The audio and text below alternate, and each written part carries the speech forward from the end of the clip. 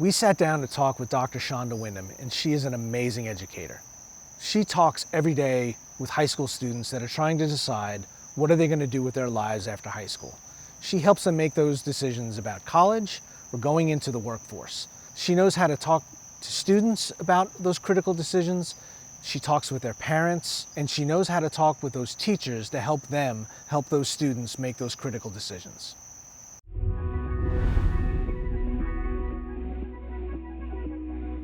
We are talking today with Dr. Shonda Windham from Chesapeake Public Schools, and we're at the Chesapeake Career Center. And if you can see the background, you can see this looks a lot like some of the places that we have visited before. It's an industrial environment. This is where you're teaching students from Chesapeake Public Schools. But you have a perspective that makes this conversation so worthwhile for us, because we've been talking to people who are in the industry, that they're employers, or they're working as welders or pipe fitters or machinists somewhere. And we've heard some themes, some of which is we don't teach shop skills in public schools anymore. And that's obviously not true. We've heard concerns about what do we say to students that don't feel like they're ready for college? What do you say to their parents? What do you say to the teachers that for the 40 years since I went to college, been banging the drum saying the path to success is through college? And that wasn't always the reality, but now we're faced at a time and with an opportunity for people to go into the skilled trades, but so many things have to be done differently. And you're at that intersection of where those things start to happen differently. So I'd really like to hear your perspective on any of those topics. Absolutely. Well, I think it starts with the name of my department, which is College and Career Readiness. So not career readiness, not college readiness, but college and career readiness. And that is absolutely what we try to do, what we try to provide for each and every one of our students. Those skills that will make them prepared for a future career, whether that's directly out of high school or after some post-secondary training and then into the career. Ultimately, the career is where they land. And so with that, we've had to really employ practices that will make parents rethink what a good education looks like, what success looks like for our students. So it is important for us to make sure that our students have a plan post-high school, whether that plan is to enlist in the military, employ with one of our local employers, or enroll in post-secondary training. Ultimately, that is our goal for each and every student. We want to make sure that students understand that each of those options are viable. One does not outweigh the other one. One is not better than the other. That regardless of which path they take, it is very important for our world. I would say some of the conversations we've been having in trying to bring awareness, the whole reason we're doing this podcast is to help people who aren't familiar with what a vocational career looks like, is none of those things preclude the other. Absolutely. You can start out as in skilled trades and go to a certificate program that leads to or jumps directly to a degree program through college. You're not cut off from that. Absolutely. And we've seen instances where people are going the other direction, where they went to college not satisfied with what their career prospects look like, or they just want to do something different, and they've gone back into the skilled trades. And I didn't even say that properly. It's not going back into, it's going into yes. another career opportunity, and understanding that while somebody may start off working on their tools, that doesn't mean that they must stay on their tools for their entire career. There are pathways to do other things. How do you address those opportunities? How do you explain that to a student? How do you explain it to their parents? Well, to start with the student, our goal is to first of all engage them, to make sure that they see all the options that are available. So most often, and I'll say 10, 20 years ago, we pushed college onto our students. That was the route that we wanted them to take. And so we had to start by rethinking how we were doing that. Not just focus on college alone, focus on all the other options that are available to them. And so that comes with exposure into these businesses. We increased our partnerships with the local businesses in the area. They come in, they talk to our students and our parents. They invite us over for tours and field trips for our students. We have definitely beefed up our work-based learning program so that students can actually go into a business and shadow an employer for the day, or spend their summer completing an internship so they get to know more about that business. And in turn, providing those opportunities for students also allows us to reach our parents because they see their students engaged in these activities, enjoying these activities, and we get the buy-in from them. Each year we have an event to highlight our students here at the Career Center called Signing Day. And the first year we had this event, I guess it's probably been about 6 years ago. It brought me to tears to see the excitement and the pride from the parents for their students. So let me tell you a little bit about Signing Day. This actual event mimics the athletic signing day, where students who are planning to go to college sign their contract to play that sport. At this event, our students sign their contract to go directly into employment with employers in our community. And parents are excited about that because that means their child is getting ready to go make $40,000, $50,000 a year, sometimes more than that. And they're excited to see their child going into that next phase of life. So the joy that events like that provide for students and parents definitely helps us to send a different message.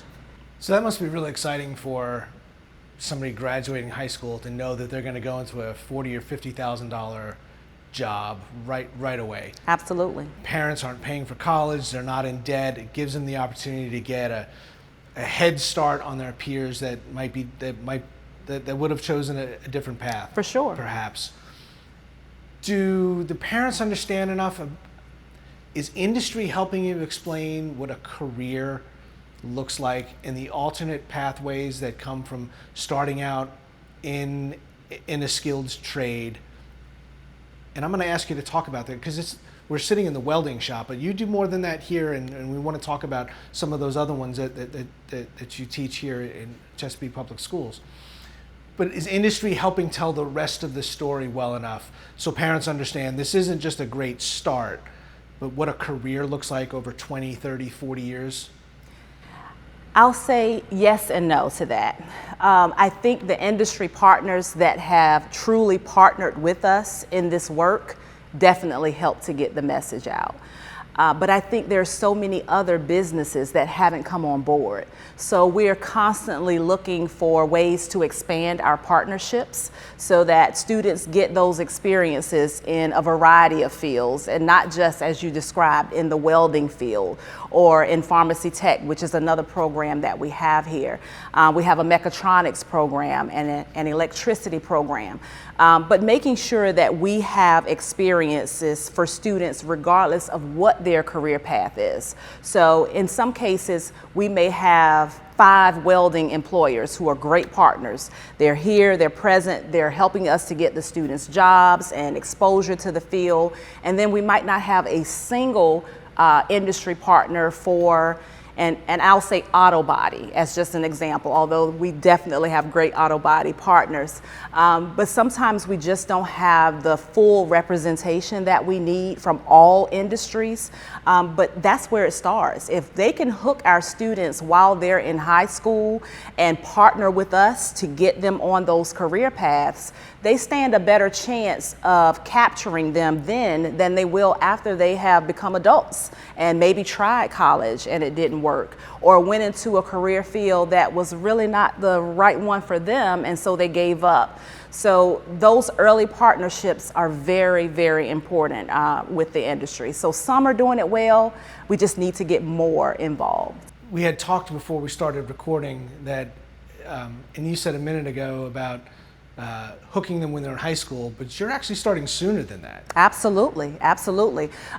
We have started, I think this year will be our third year of an event that is called Worlds of Work. It is a career expo, but it's not your typical career day or career expo. At this event, we invite every 8th grade student in Chesapeake Public Schools to join us for a day of just fun and exposure to a variety of careers that are offered in our area. They don't just walk up to a table and grab a brochure. They're actually nailing shingles on the roof and providing CPR to patients or dummies that are there provided. But they get exposure to a variety of worlds. So we call each sector or each career field a world. So we may have a health and medical science world. We may have a manufacturing world. We may have an education world. But in each world, the students get exposure to those careers and they get to really engage in hands-on experiences. It has proven to be a wonderful, wonderful event, one that our 8th grade students and their parents are very excited about each year. And the support that we've gotten from the community for this, it just blows my mind. It's amazing. We partnered with Hampton Roads Workforce Council, the City of Chesapeake, as well as Dollar Bank to make this happen for Chesapeake Public School students. So it's amazing. So they start out, that's their first exposure at 8th grade? No, actually it's not. So in our middle schools, we have career-focused programs like technology education, computer science. We have family and consumer science, which is what we used to call back in the day home ec class, where they actually get to cook and sew and do things of that nature. In the tech ed class, we have the exposure to those hands-on construction fields.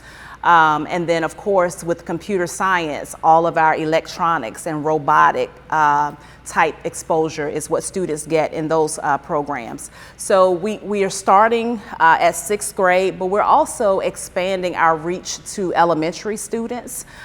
We have career days where businesses come in and talk to the students. We try to provide field trips for the students to go out and see certain areas or certain industries that they may not otherwise be exposed to. And each year we're just constantly looking for ways to grow and expand. So is every student in Chesapeake Public Schools getting exposed to this, or just the ones that are showing an interest in it? Every student gets exposure or has the option to get that exposure to those career fields. So we call it career and technical education, CTE. And we have CTE programs as I just described in middle school all the way up through high school. And then we have our specialized centers like the Career Center, which is where we are today. We have our STEM Academy. We have the Science and Medicine Academy. We have the Governor's School. We have our IB Academy. So we have a variety of ways that students can get exposure to different careers and career options. That's fantastic that it starts so early, and it's kind of normalized, right? Because everybody's been exposed to it. You're not dependent on somebody's prior experience. Absolutely. Their parents had exposure to a skilled trade, and therefore they didn't have a preference for going that direction. Although that helps, when the parent is pushing them, in a path that they actually took. Are you able to overcome that resistance with an influencer on a student that had a dream for their kid, for what they were going to do, but the kid comes back and says, "No, I want to go a different direction"? That puts you in a unique position of helping to guide the individual and overcome the resistance from another very important force in their life. Right. What is that like? Right. Sometimes it is difficult to pull parents in and get them to understand the value of our programs, but that comes with the exposure and making sure that when we have events, we're inviting parents in, we're having conversations with parents, sometimes one-on-one. We have parents communicating with the teachers and teachers communicating with the parents. And sometimes we have to have those hard conversations and really lay it all out and say, listen, this career path provides these options for your child. Your child can make X amount of money doing this and enjoy it, that your child will get up and do something that they enjoy every single day, versus them going off to college and paying thousands of dollars for tuition and then going right back to the career field that we've tried to steer them away from. So sometimes we have to let the students follow the path that is most important to them. What can industry do to help make that conversation go better? Continue to partner with us. I think that is the number one way. So when we solicit those partnerships, when we're looking for opportunities for work-based learning, when we need guest speakers to come in, or when we need businesses to host tours and field trips, continue to partner with us in that way, because that helps us to get the word out. Highlight our students on social media, in any type of publications that they have or that they provide to the community. Showing that they are invested in our students helps us to really get more students involved and more parents to buy in. Maybe some podcasts. I love it. I think a podcast would be great. That's a great idea. Somebody really ought to do that. Yes. So what programs do you teach here at the Career Center? So we have a variety of programs. So welding is one. We also have HVAC, pharmacy tech, nail tech and cosmetology. We have nurse aid. We have auto body and auto tech. We offer cybersecurity. We offer electricity, mechatronics, EMT. I think I've covered the bulk of them, but we have several awesome career paths here. I think nearly all of those have utility in this region in the shipbuilding and ship repair. Absolutely. All of those are so closely related and necessary. Cyber in this industry really does matter because of the government work. It does. And that's where I think we don't tell that story well enough of how tightly woven the region and all of these industries are, and how closely related to shipbuilding and ship repair it really is. Do you track your students after graduation? How many are employed right away? How many stay in the field? How many move on and up and pursue those additional career paths, starting out as a welder, going into project management, going on to advanced positions within the industry? Mm-hmm. Are you able to track those? We don't track that as much as we would like to. So the first year post high school, we reach out to students and parents and try to find out, did the student go into the path that they told us they were going into? Did they go to college? How are they doing? So we have data that we provide the state for that. But in high school, their senior year, we also try to capture what their plan is. So I would say maybe in about April or May of each year, we provide a survey to students to find out what their potential path will be. And ironically, and I love to share this because most often you would think that it's the opposite. But here at the Career Center, we found in the past when we started to give these surveys that just as many of our students were planning to go into college as into the workforce. And in a building like this, you tend to think they're all going into the workforce, but that is not the case. And so we shifted our recruitment and our practices to engage those students who are planning to go into college first. We still capture them or try to capture them because our goal is to have those students come back to us. So go away to your 4-year college or university, but then come back to our area and work. So we want to make sure they know of all the options so they don't get the degree and then go across the country to work somewhere else. We want them to come back home.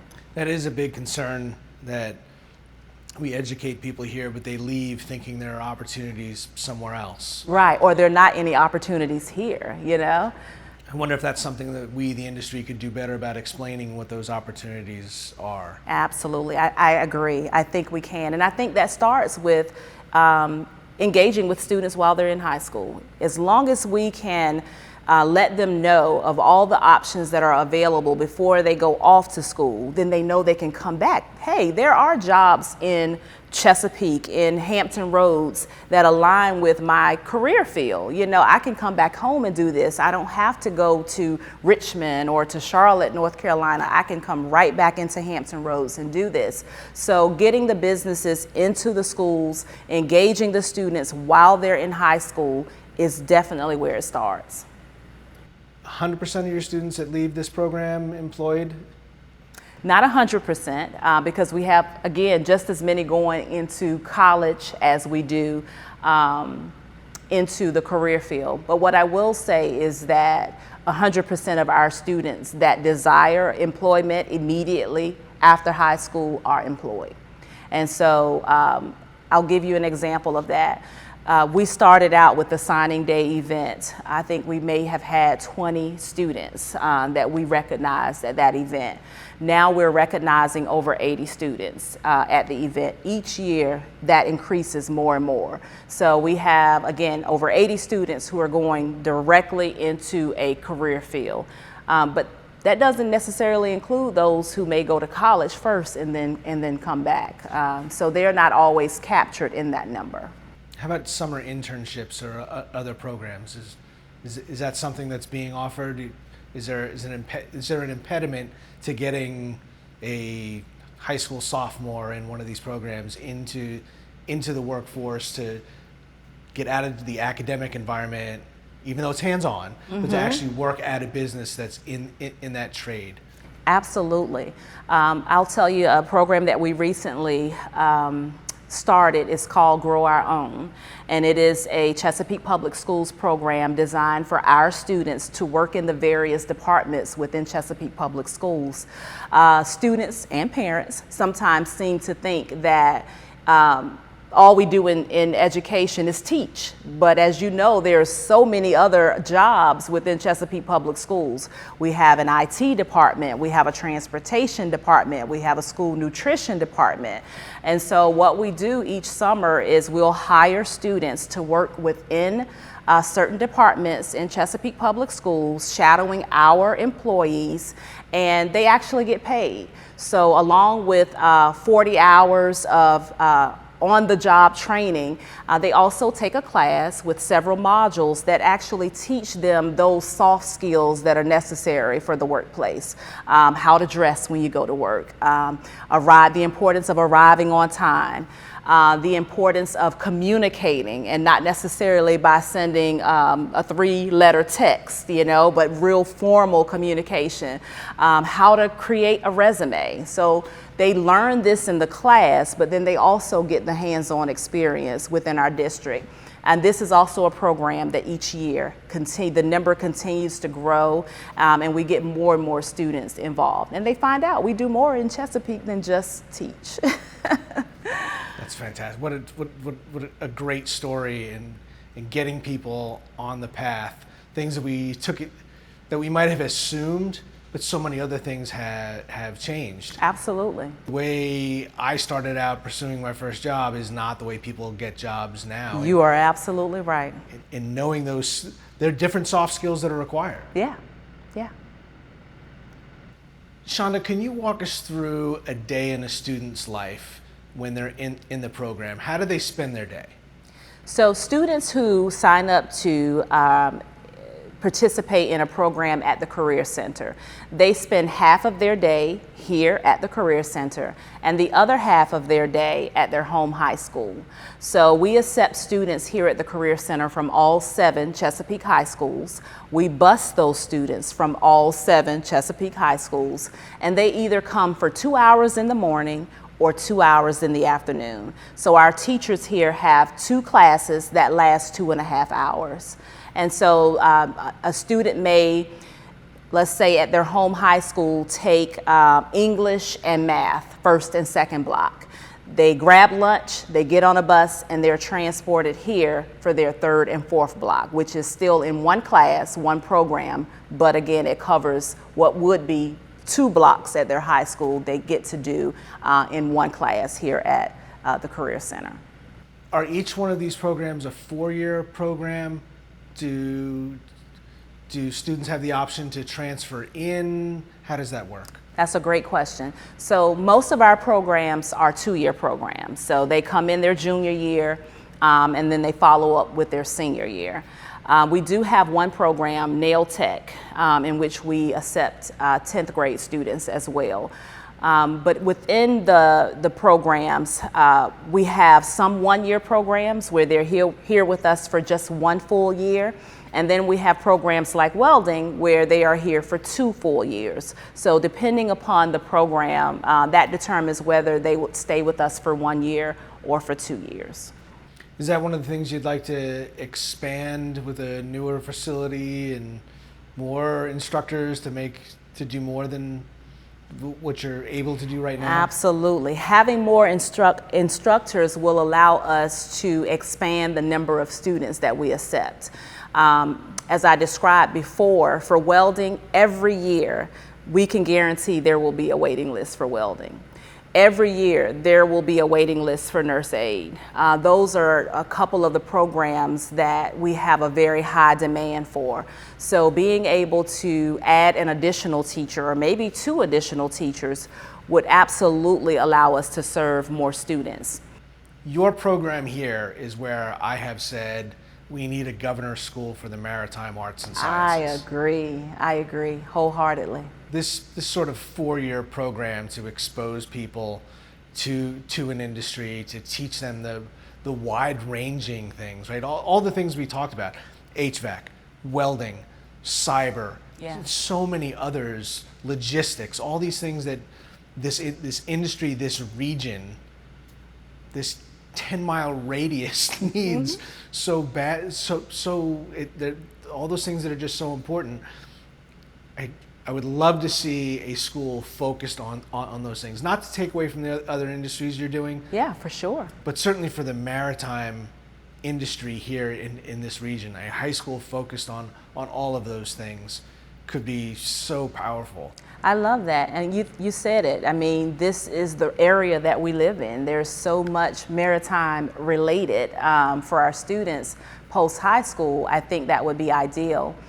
In the new facility that we hope to open, we have designed what will be a maritime academy. So we'll have several other academies, but we'll have an academy focused strictly on maritime.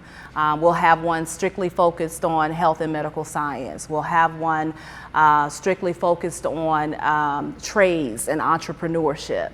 So we've kind of thought through, what that should look like in the future, but absolutely being able to get our focus a little bit more centered around what we know is in our region would help us all. It would help our entire community. You have been at the nexus of this for the several years that I've known you, that we've been talking about these things. I've never not been impressed with you, with the program, with the students that I've seen working here. You have something magical and special here, but it doesn't come out of thin air. There's an awful lot of hard work that has gone into this and continues to succeed every day. It is so impressive. Thank you so much for your time today. Thank you so much for the invitation. My pleasure.